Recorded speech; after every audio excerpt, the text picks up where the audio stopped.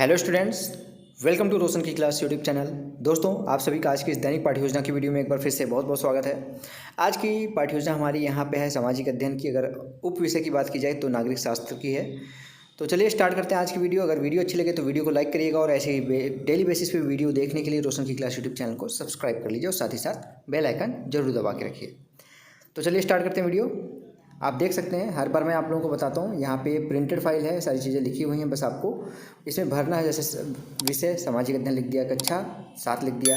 इस तरीके से आपको भरी भराई फाइल आपको मतलब भरने के लिए मिल जाती है। लेकिन काफ़ी कॉलेज में सादी फाइल मिलती है, तो वहाँ पे कैसे कैसे लिखना है वो सारी चीज़ें मैं यहाँ पे आप लोगों को बता देता हूँ। तो सबसे पहले आपको जिस पेज से आप पाठ्य योजना बनाना स्टार्ट करते हैं उसके बीचों बीच इस तरीके से दैनिक पाठ्य योजना संख्या लिखनी होती है। उसका दिनांक लिखना होता है, जिससे ये पता चलता है आपने किस डेट में कौन सी पाठ्य योजना पढ़ाई। विषय सामाजिक अध्ययन का है, कक्षा की बात की जाए तो 7वीं है, और ये जो हमारा आज का जो प्रकरण है वो कक्षा 7 और 8 दोनों में पढ़ा सकते हैं। कालांश यहाँ पे लिखना होता है, कालांश की जगह पे चक्र भी लिख सकते हैं, दोनों चीज़ें सेम होती हैं। इसका मतलब होता है पीरियड, यहाँ पे नंबरिंग करनी होती है, किस पीरियड में आपने ये क्लास ली है। पहले में लेंगे तो पहला लिखिए, दूसरे में लेंगे दूसरा लिखिए, तीसरे में लेंगे तो तीसरा लिखिए, चौथे में लेंगे क्लास तो चौथा लिखिए। उसके बाद इकाई की बात की जाए तो इकाई हमारी है समानता। लेकिन हमारा आज का जो प्रकरण है वो है लोकतंत्र में समानता के मुद्दे। हमारा आज का जो प्रकरण है, टॉपिक है, उसका नाम है लोकतंत्र में समानता के मुद्दे। अब आता है लेसन प्लान का सबसे पहला हेडिंग, जिसको कहते हैं उद्देश्य, और वो भी सामान्य उद्देश्य। सामान्य उद्देश्य का मतलब होता है आपका जो विषय होता है उसको पढ़ाने के बाद बच्चों को आप क्या सिखाना चाहते हैं, उनके अंदर किस प्रकार का डेवलपमेंट करना चाहते हैं, उसके बारे में यहाँ पे सामान्य उद्देश्य में कम से कम 4 से 5 पॉइंट और मिनिमम और मैक्सिमम 8 से 10 पॉइंट लिख सकते हैं। तो यहाँ पे देखिए फर्स्ट पॉइंट लिखा गया है, छात्रों में कार्यों की आदत के प्रति मूल्यों और उचित आवृत्तियों का विकास करना। दूसरा पॉइंट है शिक्षार्थियों में कार्य के प्रति ईमानदारी और संरक्षण की भावना उत्पन्न करना।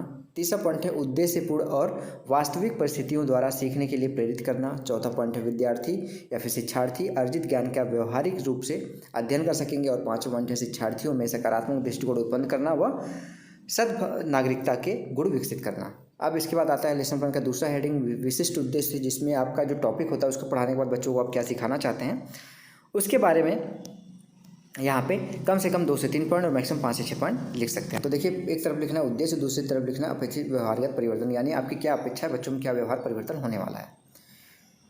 फर्स्ट हेडिंग है ज्ञानात्मक उद्देश्य। इसमें देखिए लिखा गया है विद्यार्थी भाषा के बारे में प्रत्यक्ष कर सकेंगे। दूसरा पॉइंट है विद्यार्थी भाषा के बारे में प्रत्याभिज्ञान कर सकेंगे। दूसरा पॉइंट है यहाँ पे अवबोध, इसमें लिखा गया है, देखिए विद्यार्थी भाषा की व्याख्या कर सकेंगे। दूसरा पॉइंट है विद्यार्थी भाषा का तुलनात्मक अध्ययन कर सकेंगे। अगला हेडिंग है अर्थग्रहण। अर्थग्रहण में लिखा गया विद्यार्थी ज्ञान व अवबोध के स्तर की जानकारी का उपयोग नवीन परिस्थितियों में कर सकने में की क्षमता विकसित होगी। अगली हेडिंग है अभिव्यक्ति। इसमें देखिए लिखा गया विद्यार्थी विभिन्न भाषाओं का शुद्ध लेखन व प्रस्तुति कर सकेंगे। दूसरा पॉइंट विद्यार्थी भाषाओं के वर्गीकरण को चार्ट द्वारा दर्शा सकेंगे। अगला है रचनात्मक उद्देश्य। इसमें देखिए लिखा गया विद्यार्थी भाषा के बारे में नवीन दृष्टिकोण उत्पन्न कर सकेंगे। दूसरा पॉइंट विद्यार्थी भाषा के बारे में विस्तृत रूप से जानने में रुचि उत्पन्न कर सकेंगे। लास्ट हेडिंग है कौशलात्मक। इसमें देखिए लिखा गया विद्यार्थी भाषा के ज्ञान को नवीन परिस्थितियों में के अनुभव ग्रहण कर सकेंगे। और दूसरा पॉइंट है विद्यार्थी भाषा के प्रति सकारात्मक दृष्टिकोण उत्पन्न कर सकेंगे। अगली हेडिंग है सहायक सामग्री। सहायक सामग्री में देखिए यहाँ लिखा गया है लपेट फलक यानी कि रोलिंग बोर्ड जिसको कहते हैं, खड़िया यानी कि चौक, झाड़न यानी कि डस्टर, संकेतक। तो ये सारी चीज़ें लिखने के बाद आपको शिक्षण विधि लिखना है और प्रविधि लिखना है। तो यहाँ पे व्याख्यान विधि होती है और प्रश्नोत्तर प्रविधि होती है। तो यहाँ पे लिख दीजिए पूर्व ज्ञान में लिखा गया विद्यार्थी लोकतंत्र में समानता के मुद्दे के विषय में सामान्य जानकारी रखते हैं। अब लेसन प्लान का सबसे इंपॉर्टेंट हेडिंग आता है जिसको कहते हैं प्रस्तावना। प्रस्तावना हेडिंग को 2 कॉलम में डिवाइड किया गया, छात्र अध्यापक क्रिया और विद्यार्थी क्रियाएं। इसमें बच्चों से आप प्रश्न पूछेंगे, बच्चे उसका आंसर देंगे और बच्चे के आंसर से अपना दूसरा प्रश्न बनाएंगे, उससे जो आंसर मिलेगा उससे तीसरा प्रश्न बनाएंगे। इस तरीके से कम 3 प्रश्न पूछ के अपना प्रकरण निकलवा सकते हैं। ज़्यादा से ज़्यादा 5 से 6 प्रश्न पूछा जा सकता है अपना प्रकरण निकलवाने के लिए। तो यहाँ पे देखिए पहला प्रश्न आप बच्चों से पूछेंगे भारत में किस प्रकार की शासन प्रणाली है, बच्चे बोलेंगे लोकतांत्रिक शासन प्रणाली है। दूसरा प्रश्न है लोकतांत्रिक शासन प्रणाली में सरकार का चुनाव किसके द्वारा होता है, बच्चे बोलेंगे जनता के द्वारा होता है। तीसरा प्रश्न है जनता सरकार का चुनाव किस प्रकार करती है, बच्चे बोलेंगे अपने मताधिकार का प्रयोग करके। चौथा प्रश्न सार्वभौमिक वयस्क मताधिकार का विचार किस विचार पर आधारित, बच्चे बोलेंगे समानता के विचार पर। और पांचवा प्रश्न अब यहाँ पे आएगा लोकतंत्र में समानता के मुद्दे के विषय में आप क्या जानते हैं, बच्चे नहीं बता पाएंगे, संभावित उत्तर हो जाएगा। तो यहाँ पे संभावित उत्तर लिख दीजिए। जैसे संभावित होगा अपना उत्तर आप उद्देश्य कथन बोलेंगे। उद्देश्य कथन का मतलब होता है आप चैप्टर के बारे में बताएंगे बच्चों की उनको कौन सा चैप्टर पढ़ाने वाले हैं। तो उद्देश्य कथन में देखिए बोला गया है बच्चों आज हम लोकतंत्र में समानता के मुद्दे के बारे में अध्ययन करेंगे। अब इस चीज़ से क्या होगा, बच्चों को पता चल जाएगा कि उनको कौन सा टॉपिक आप पढ़ाने वाले हैं। तो यहाँ पे 3 टॉपिक पढ़ाया गया है। पहला टॉपिक है यहाँ पे देखिए प्रस्तुतिकरण, हेडिंग डाल दीजिए, इसमें तीनों टॉपिक दिखाया गया है। लोकतंत्र से अभिप्राय, समानता से तात्पर्य और लोकतंत्र में समानता के मुद्दे। तो यहाँ पे देखेंगे अब प्रस्तुतिकरण के लिए यहाँ पे 3 कॉलम बनाया गया है। शिक्षण बिंदु, छात्राध्यापक क्रियाएँ, छात्र क्रियाएँ या विद्यार्थी क्रियाएँ। तो पहला शिक्षण बिंदु है लोकतंत्र में से अभिप्राय। विकासात्मक प्रश्न है, भारत की शासन व्यवस्था कौन चलाता है? बच्चे बोलेंगे सरकार। दूसरा प्रश्न है, भारत में सरकार का चुनाव किससे द्वारा होता है? बच्चे बोलेंगे जनता के द्वारा। तीसरा प्रश्न है, जनता के शासन को क्या कहते हैं? बच्चे बोलेंगे लोकतंत्र। फिर चौथा प्रश्न यहाँ पे आएगा, लोकतंत्र से आप क्या जानते हैं या फिर उसका क्या अभिप्राय है? बच्चे नहीं बता पाएंगे, संभावित उत्तर हो जाएगा। संभावित उत्तर जैसे होगा छात्राध्यापक कथन, उसके बारे में बताएंगे।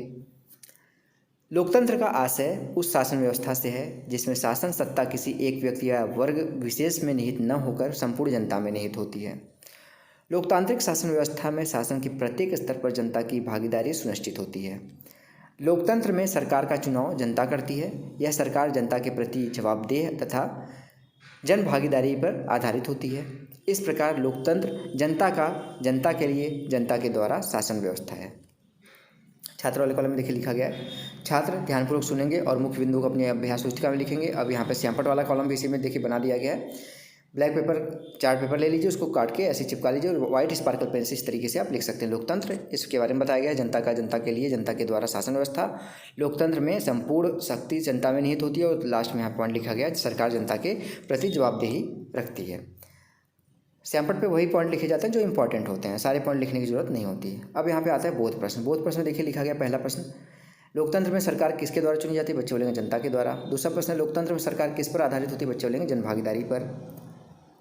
अगला शिक्षण बिंदु है समानता से तात्पर्य। छात्राध्यापक कथन में इसके बारे में व्याख्या की गई है, किसी भी व्यक्ति या व्यक्ति समूह या संस्था के साथ उसके धर्म, वंश, जन्म स्थान, जाति, लिंग, आर्थिक दशा आदि के आधार पर भेदभाव न करना ही समानता कहलाता है। भारत में अनेक धर्म, जाति, संस्कृति एवं सभ्यता के लोग निवास करते हैं। भारतीय संविधान इसमें भेदभाव न करते हुए सभी व्यक्तियों के समान मानता है। सभी व्यक्ति कानून की दृष्टि से समान माने जाते हैं, अतः भारत के सभी व्यक्तियों पर कानून समान रूप से लागू होता है। श्यामपट पे देखिए यही लिखा गया समानता के अर्थ के बारे में। समानता से तात्पर्य धर्म, वंश, जाति, जन्म स्थान, क्षेत्र, लिंग, आर्थिक दशा आदि के आधार पर भेदभाव न करना है। अगला शिक्षण बिंदु है लोकतंत्र में समानता के मुद्दे। लोकतंत्र में समानता के मुद्दे के बारे में यहाँ पे देखिए बताया गया है। लोकतंत्र में समानता के प्रमुख मुद्दे हैं, पहला भेदभाव और दुर्व्यवहार से लोगों की रक्षा करना। दूसरा प्रश्न है, यहाँ दूसरा पॉइंट, समानता के व्यवहार को सुनिश्चित करना। समानता के व्यवहार को सुनिश्चित करने के लिए शासन ने संविधान द्वारा मान्य किए गए समानता के अधिकार को 2 तरह से लागू किया। पहला, कानून के द्वारा। दूसरा, सरकार की योजनाओं व कार्यक्रमों द्वारा सुविधाहीन समाजों की मदद करके। यहाँ पे देखिए, विश्व के अधिकांश लोकतांत्रिक देशों में समानता के मुद्दे पर विशेष रूप से संघर्ष हो रहे हैं, जिनमें प्रमुख है रंग भेद, वर्ण भेद और जाति भेद। अफ्रीका अमेरिकनों के साथ असमानता को लेकर एक विशाल आंदोलन भी हुआ, जिसे नागरिक अधिकार आंदोलन कहा जाता है। श्यामपट पे लिखा गया, लोकतंत्र में समानता के प्रमुख मुद्दे भेदभाव और दुर्व्यवहार से लोगों की रक्षा करना, समानता के व्यवहार को सुनिश्चित करना। विकासात्मक प्रश्न है यहाँ पे, भारत में सभी नागरिकों को क्या माना गया है? बच्चे बोलेंगे समान।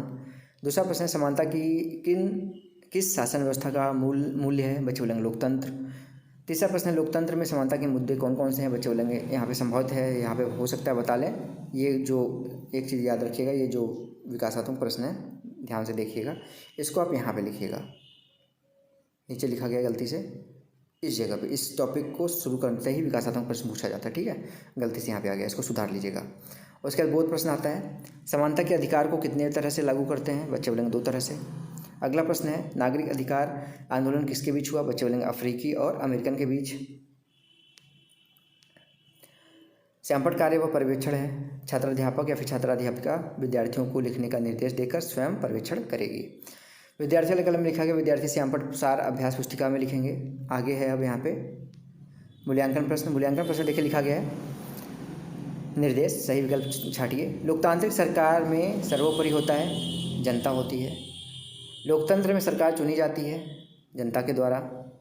निर्देश है रिक्त स्थान की पूर्ति करना है।